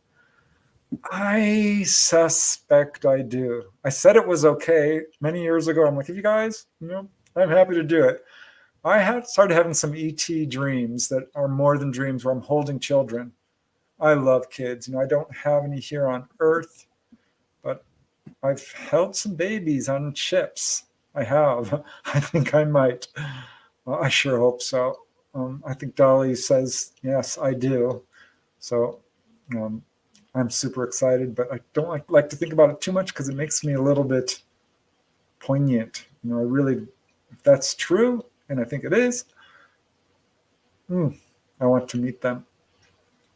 So yeah, I'm going to say yes, but I'm still not fully cognizant of it. Okay. Peak, you said I could skip, so I'm going to skip that one because, well, let me just say it anyway. What the heck? What question do you wish an audience member would ask, and how would you answer it? It's kind of what Michael's question was, wasn't it? Yes. Ask us anything. Okay, moving along. Keith Rockwell. Question, Dolly, have you indicated how long the ETs will be off-world? Long enough for our poles to change and our magnetosphere to regain its strength, and they can come back then. And unfortunately, a lot of stuff's going to be happening between now and then. The CME is the one that's going to take out the grid will hit already by then, and then it'll be a little while after that because once they start popping that hot, those CMEs, and coming in like that, and our magnetosphere is down like this, there'll be multiple CMEs. The first one will get the grid, and then anything else left behind. Let's put it that way. It's going to cause problems. Probably there are different thoughts on this. It could be, like 8 years. And then we also have the added extra fun of knowing that our sun's eventually going to micronova, and that's within that time frame. So they got a short amount of time to make it here again, grab and go, because they don't want anybody out here while that micronova is going on. It's bad. It's very bad. So it's going to cause the planet to flop over and all kinds of stuff. So. Okay, Ilgato. Is this general Q&A or what is the exact general? Anything you want to ask? Okay. Moving along. Audrey Miller. Dolly, there are sightings being reported around the country. You told us that ETs are not anywhere near Earth. Nope. Danger of semis, please explain. Back engineering, 7D holography. The government, the shadow government's up to no good. Be careful. And the occasional ET drone, right? Very occasional. Only when they've got clear, and it's getting less and less opportunity now. I mean, we're having the phase of sun that we're in right now. It's happening too much. They can't take a chance of being here and it go off, and they're happening a lot. We've got a sunspot right now that I guarantee you is nasty, and it's going to pop, doing all kinds of things. And there's a bunch behind it. We're really going into a phase right now where it's going to happen more regularly, way more than now. So. Here's a question from Halogen Oven TV for our kind hosts. Have there been any ET encounters on a sub-micro scale, firefly-like size? There are some cases of miniature UFOs and tiny little ETs. Enough, I think, that there's some legitimacy to it. So I'm going to say yes. I don't know. What do you say, Dolly? Yep. Micro universe. There's a lot going on. A lot. Okay. Let's move along then. Megisaurus, what's the best case you know of where the individual has got into a deep discussion with them outside of the usual environmental message? Deep philosophical debate with them. Well, other than Dolly Safran, I would say there's a few cases. Betty Andreassen's case is pretty involved. I've occasionally interviewed people. I like Don Anderson. His case is controversial to some. I interviewed him. He got some answers. I did a whole episode on ET conversations. I'm not sure I can pinpoint any one exact case. Billy Meyer, if his case is legit, certainly got deep into it with him. But I wonder about some of the aspects of his case. Okay. I'm sure there are people out there. Dolly is not the only one. They're just very shy about talking. Okay. Oh, here's a question that I remember now. Eduardo Goldval's Jen is asking, my question is, do humanoids use skincare or have beauty routines? Humanoid, you mean humanoid ETs? Do they use skincare? Not like we do. Hell no. They eat right, they're healthy. They don't, they don't abuse themselves really. And no, they use it medicinally, healthcare medicinally on their skin. But other than that, no, they're not. No makeup, no false eyelashes. No. I've seen there's cases of them coming down with wigs on. Just saying. It has nothing to do with healthcare or beauty. They're just trying to fit in, and if they don't feel like they fit in, they'll put a wig on. Yep. Well, that's kind of what we do. So, in a way, yes. All right, that was a good question. Okay, Jeanette Woods, what do you think of the black hole and the universe getting brighter? Don't get Dolly started on black holes. Brighter because it released a ton of energy. They're not singularities. They're not permanent wells of, smashing and crashing things. Garbage in, garbage out. They're like quasars. They do spit energy out. We just haven't been able to focus on it or photograph it or visualize it properly. Black holes are constantly spitting stuff out. You just don't see it. And the time that it lit up, something really big came out of it at that point, or something really big went in and you saw the flash of energy from it, If you throw a firefly in a real fire, it lights up, right? Well, something big could have gone into that and it lit up or it released. We won't know. We don't have the ability to know that. Another question. Are there any, this is from Megasaurus, any cases of encounters with elephantine humanoids? I don't know of any. I know a science fiction book. I know that elephants are extremely sentient beings. Okay, you have to start seeing them here for what they really are. You have to start seeing the animals on this planet as sentient beings. They all are. We're so egotistical as to think that we're so perfect or elevated or evolved than they are, and we are not. In some instances, we're less evolved. Okay, so think of it that way. And if there's a chance that there's an elephantine type of entity somewhere on another planet, in another galaxy, or somewhere else in this galaxy, that could be. I don't know.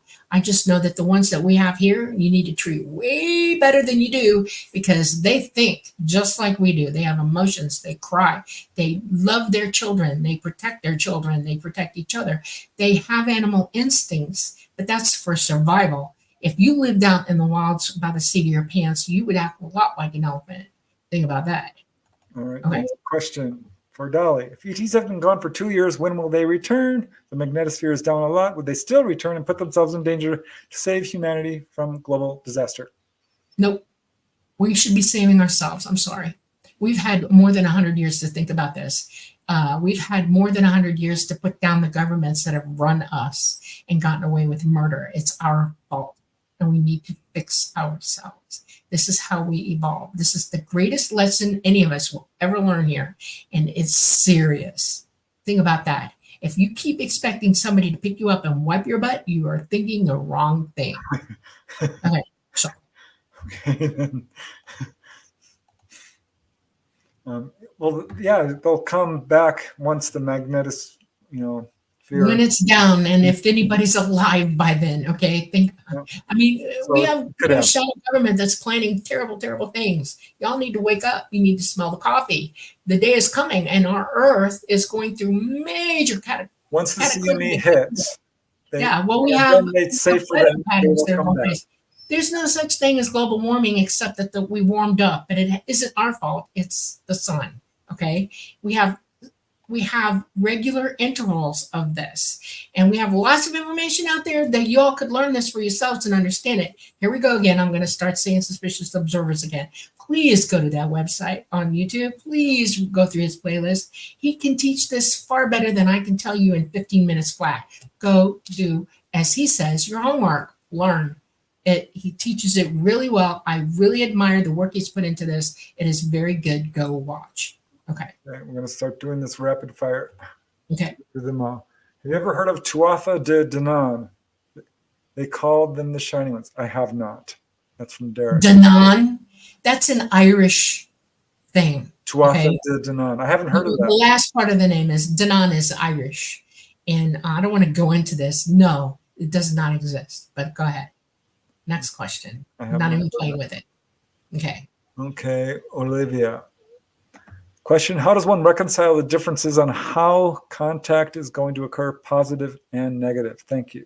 Move beyond fear and probably be perceived as positive. Yeah. That's a difficult question to answer because someone can have We've already had contact. Fearful. You have to wake up to that. You're going to perceive it as negative. Yeah, you have to understand that we've already had contact. Now it's up to us to make contact with them.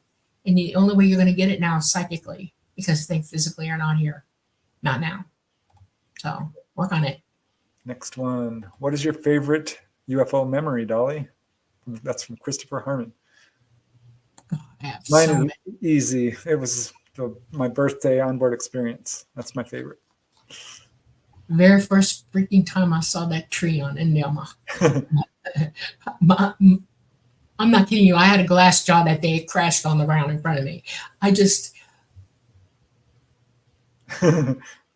It's like, oh my God, when I was a young woman, I went up into Sears Tower, went all the way to the top and leaned on the glass and looked over the side.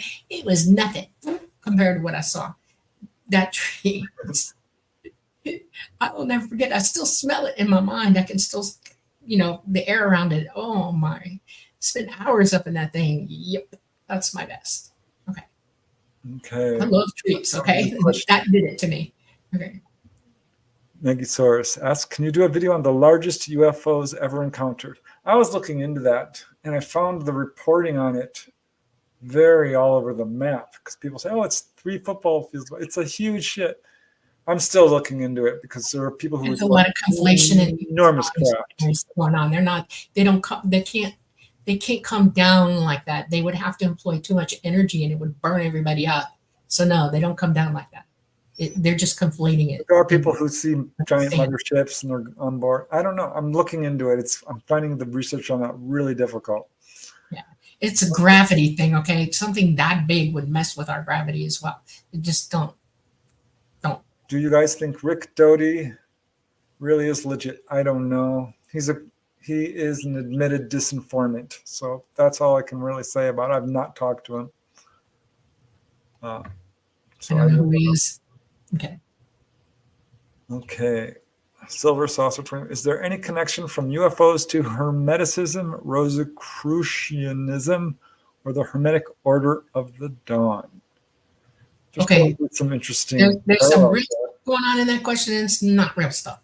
Rosicrucians are an outlet of the Templars.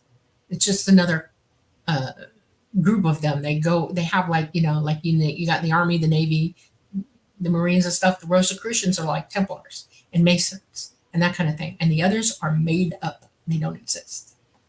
Okay. Okay, I'm not asking that question. Let me see. Here's one. Fun Talks. Kind of off topic, but I've watched the movie Nope and loved it. Have you seen it? Nope. Yes, I've seen it. You saw Nope? No, you didn't. I did too. I watched it. You were in the room and you didn't want to see it, and I watched the whole thing. The movie Nope, about negative ETs. Yep. And I was mad as hell. I was very quiet. I sat in the chair like this. I was not happy about it. I also saw Look Up. About 2 days later, I watched Look Up, and that made me feel better. Even though it was like crazy, but yeah. You know what an impactor is? Do you know that Ben Davidson brought this up the other day? I was watching, I was like, exactly. I think he put it up today, as a matter of fact. An impactor is something that hits the earth from somewhere else, okay? And it isn't going to be the impactors that hit Earth and have only hit Earth like that. The big ones, that caused the dinosaurs to die and everything, weren't from the Kuiper Belt. They were from the sun blowing out the entire surface of itself at us. And yes, it's going to come at us, big, heavy objects, and they're going to impact everything. This is serious stuff. The sun is capable of blowing out huge amounts of ejecta, and it hardens on the way here. Truly, that's what is going to impact this Earth when the sun micronovas. It's a big deal. Okay, go ahead. Okay. Fun Talks TV. Question for Preston. I've been following your astral travel stories and videos since day one, almost. LOL. Thank you. But I am curious, have you ever experienced lucid dreaming? Do you like it? Is it similar to OBEs? Yes, I have experienced it. I do like it. And in my opinion, it is I don't want to say an inferior form of OBE, but in a way it is, because you're still dreaming. You haven't broken through to full consciousness, because you can basically, it is an OBE. It's the same darn thing. You're just not perceiving the environment around you as objective. It's your projections, your mental projections. And I love them. They're so cool. You can have all kinds of fun with them. But if you can lucid dream, you can absolutely OBE. You already are? Yep. If you're lucid dreaming, you're OBE. Okay. This is another question about CME. We don't know when the CME that will take us back to the Stone Age will hit, but do we know when at most it will happen? Within a month or a year, if possible. It's very hard to predict geological events. If you ever heard of that word before, it's like nobody really knows. You can predict an energy situation where, because the sun is at high high energy levels right now. We're in solar maximum, and our magnetosphere is down, and even the smaller CMEs coming in are 10 times larger hitting us than they would have been because our magnetosphere is not pushing them away, pushing them to the side. So we don't know what's going to take us out. If our magnetosphere continues to keep going down like it is, it could be an X-class CME, KP 8, 9, 10, 11 that take out our whole grid because our magnetosphere is that messed up. They just don't know.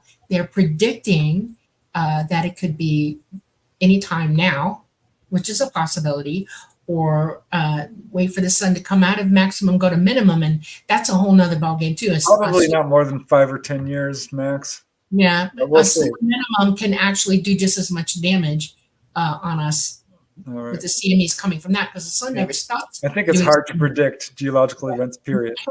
You cannot. It's, okay, we all know next question. We're overdue. Dolly. All right.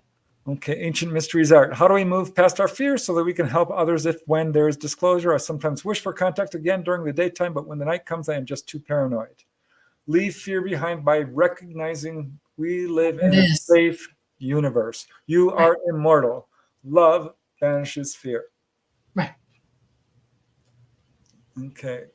Can ETs get fat? I've never seen a fat ET in my life. Ever. Not one time. Okay.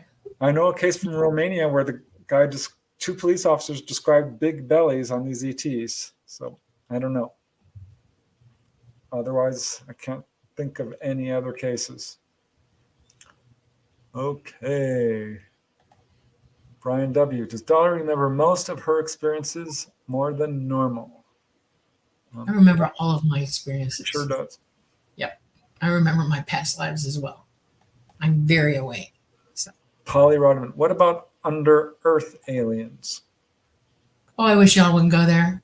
I wish y'all would just drop that out of your heads. I want to tell you something. Have any of you ever been to a place like Ruby Falls in Tennessee? It's very deep there, and there's a waterfall under there through the rocks. And you go down in this elevator, and you go down about, 80 feet, 90 feet, 100 feet. And so no is the answer. No, hell no. You would die. You can't take that kind of pressure at all. No living organism can, except maybe mold or fungus. I got a bunch of questions, Dolly. Yeah. Okay. We're going to do rapid fire because we have like 5 or 10 minutes. Yeah. Are we allowed to go over it all? Okay, we can't. Z-Sun Dragon, do you believe that future you can visit now you in dream state perhaps? Yes, you can get precognition. I'm not sure you're visiting the future per se, but you can you're gaining it somehow. Yeah. Okay. Is there a time of night that seems to lend itself to having the most sightings? Most sightings do occur late at night, I think, because that's when it's visible, but that's in the past. So hard to say now currently, but in the past, certainly, yeah, it would be 2, 3, 4 a.m. A lot of major encounters. Okay. Do you know anything about the Ashtar Commander Federation? Skeptical. That's all I really, as far as Galactic Federation, I'm skeptical. It's BS. Thank you. Not saying another word. Okay. Okay, boom, boom, boom. Boom, boom. Have you received information about Maldex? I don't know what that is. I'll have to look that up. Maldek, maybe? Isn't that the planet Maldek? The one between Earth and Mars or whatever it was? I don't know. Okay. Dolly, have you heard of Emery Smith? I have. He's got quite a controversial reputation among researchers. That's all I can really tell you. I'm not sure about some of the information. I haven't talked to him personally, but I can just tell you he's controversial. Okay. Do you guys know Chris Bledsoe? Not personally. I did meet with him at a convention. He's a very nice guy. He had a healing, so I talked to him. I gave him my book on UFO healings. We're trying to get him on the show, but he's not responding. So hopefully we can get him on the show. Let's see, who else do we have here? Oh, goodness. Thank you, Joe Wall. That is awesome. Such very, very nice of Oh my you. gosh. Thank Not you. all visitors spend a lot of time talking about their technology. In my experience, they just want to talk about life lessons. Thank you. Exactly. This is the kind of message people will get. It's very personal to them and not just the earth and tragedies and all this. They're very interested in helping people evolve. Okay. We already answered this one. We already answered this one. Are you guys familiar with Dr. Carla Turner's work? Oh, sure. I've got all her books. She has a pretty negative viewpoint towards ETs, but if you read her accounts, some of her clients absolutely don't. She reports healings. She's got several clients who said the ETs told them, you are us, we are you. She talked a lot about my labs. I think she did some important research. I think it is a little fear-based. That's my opinion. But I think that her cases are certainly worth looking into. Dolly, probably don't know about her. Okay. I didn't come here knowing about everybody, just so y'all know. I'm trying to catch up. And I've only been doing this for a few years, so it's like, okay. Michael Sala recently interviewed David Adair. We were just talking about David Adair. He has a relationship with the Starship entity. I looked into him. He seems like his resume is legit. His story of seeing a craft in military custody and communicating with it as an entity matches up with some of what Dolly is saying. So I'd like to talk to him. All right. Dolly, you probably don't know really anything about him, but okay. What else do we have here? We're going to have to close this up real soon. Question for President. In your research, do you find some single reported cases as believable as trace multiple witnesses and other types? Certainly. I like multiple witness cases, but a single witness case, it can be just as legit. It's pretty rare, actually, because almost every contactee can point to a friend or a family member who is there with them. Okay. Let me see. Dolly, what do Gray's skin feel like? I saw that question way down there. I know you can answer that in a second. The tall grays have, they feel like hairless cats. Okay, they have really thick skin like a cat, and there's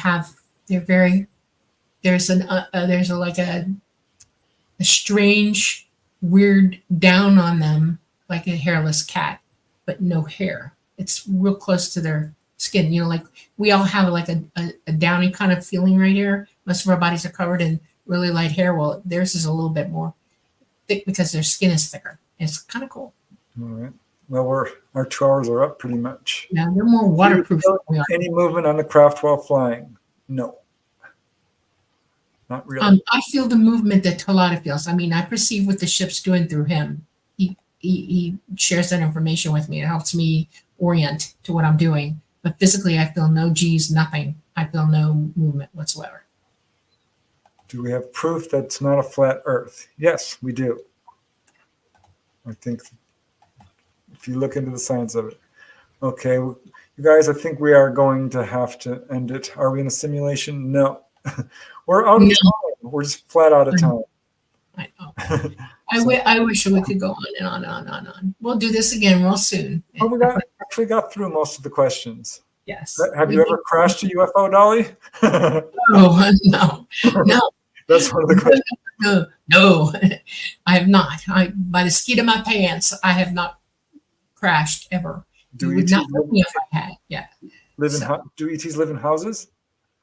Yeah, they have homes. Not like ours, but yeah, they live in a home. All right. Well, we're flat out of time, you guys. So sorry. We tried to get to most of the questions, but I want to thank you all for this really super generous donations you guys have given. It's unbelievably kind of you. Thank you all for joining us tonight and all the wonderful questions that you provided to us. We had a blast. You guys make it easy. We love you so much. Thank you, thank you, thank you. You guys are just the best. You make this so much fun. And we are absolutely blessed to have you. And thank you. Thank you very much. I mirror exactly what Preston is saying. We have come to you live from the beautiful city of New Orleans in Louisiana from the United Public Radio Network at 107.7 FM and the UFO Paranormal Radio Network at 105.3 FM. We are on Roku, Facebook, and YouTube, and we have many, many listeners worldwide. We say hello to you all. We pass love to you, including our audiences here. And I want you all to have a wonderful, wonderful week, and we will see you next Monday. Good night, everybody. Love. Bye. Love you all. Thank you.